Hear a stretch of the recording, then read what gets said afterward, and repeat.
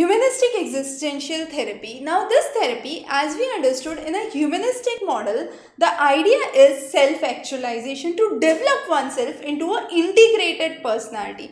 Now when I say integrated personality, it means a personality which is much more balanced without being fragmented. If there is a difficult situation, the personality would not get into extreme stress, and it would not be a scenario that the person is not able to handle it. And therefore, we say it is an integrated personality. So, it's a complex of having a variety of characteristics into oneself to be an integrated self, which can be much more balanced without being fragmented. However, if this self-actualization drive is not achieved, in that scenario, humanistic existential therapies are provided. So, if the person tries to think that there is no personal growth, I cannot grow further. Sometimes even the basic requirements are not met. But if the basic requirements are met, the self-actualization is not met. And in that case, humanistic existential therapies are given.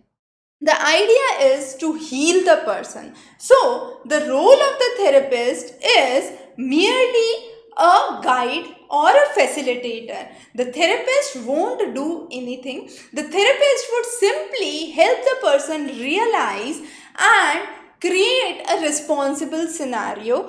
The person, the client himself or herself would take the responsibility to move out of the problem situation, and therefore healing process occurs.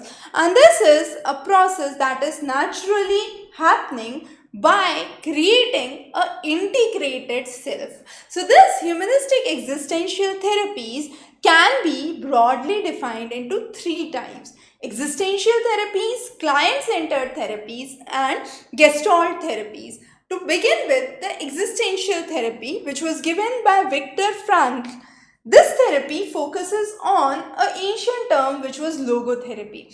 Logotherapy means meaning making, making meaning of everything. So that means if anything is brought to you, you try to take that into a positive scenario and consider that this would change your life for betterment. A very simple example to quote is, let's say there is a life-threatening event. Now once you are out of that life-threatening event and you have incurred numerous mental, physical, psychological losses in that process. Once you are out of that threatening episode, you still think that life is meaningful and you try to work for your existence. Find out a spiritual means to attain the existence, and therefore making meaning is very, very essential. And this is where existential therapy works. The therapist tries to explain the client why we exist, why we are a unique person on this earth, and why our contribution is so important.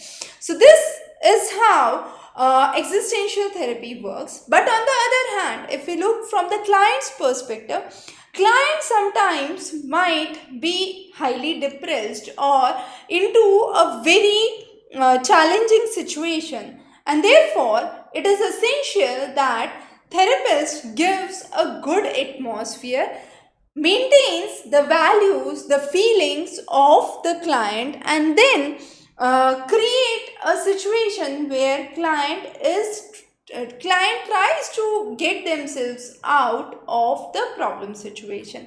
The next is client-centered therapy.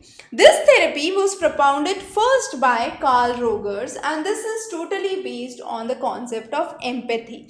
Empathy, as we have understood before, is a very basic construct where we focus on keeping oneself in others' position. It's not something similar to sympathy where we have pity on others, but We try to understand that what if we were in the same situation, what could have been done. And therefore, role of empathy is important. So, client-centered therapy propounded by Carl Rogers focus on empathy and believes in an unconditional positive regard. Unconditional positive regard represents or explains that there is a positive warmth or a positive feeling by the therapist. Therapist is not at all judgmental. Therapist is trying to understand and create a friendly atmosphere, is highly cooperative, and this would help the client to become a integrated personality, as mentioned, which is the basis for the humanistic existential therapies.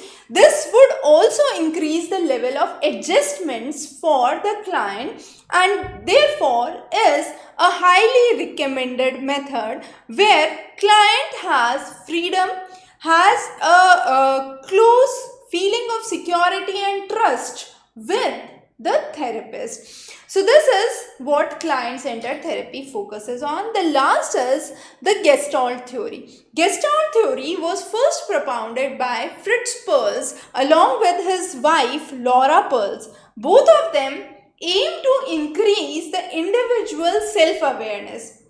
Now, how was their idea to increase the self-awareness? The idea was to accept it by yourself, and then you would be able to resolve the problem.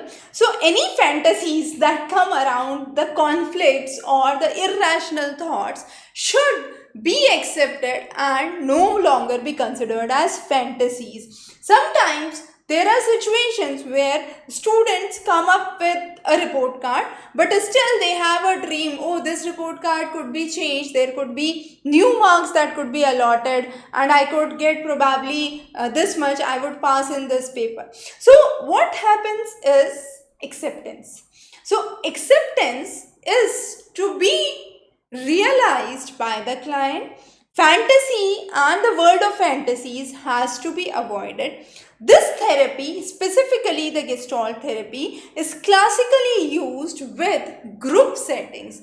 A person would try to accept the problems best when they are in a group setting, not as an individual setting. So Gestalt theory works best in group therapies. So group settings. So these are the three important forms of humanistic existential therapies for psychological therapeutic operations.